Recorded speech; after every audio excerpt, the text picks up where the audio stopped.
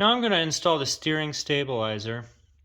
The first step to this process is you have to loosen this bracket which holds this end, the end with the reservoir. And you can see there's just a little flat depression on the tie rod here. And this bracket needs to be all the way over on the driver's side of that flat portion, okay? So you just kind of loosen these up, take 15mm bolt and then rubber mallet and just sort of pound it over until it's all the way over here. It's not a lot of difference, but that allows the stabilizer not to bottom out and potentially create damage to it, which is not covered under the warranty. And then the rod end is mounted right in here.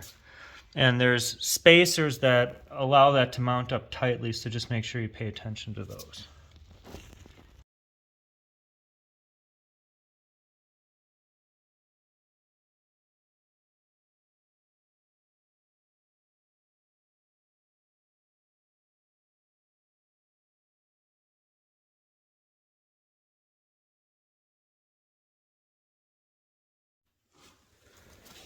So now I'm tightening these two nuts, 25 foot-pounds over here and 20 over here. Use Loctite or thread sealer on both of those nuts.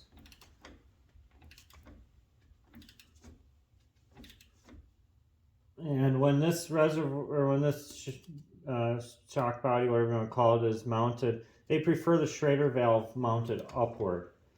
But it doesn't ultimately matter that much, but it definitely needs to be out of the way of interference with anything.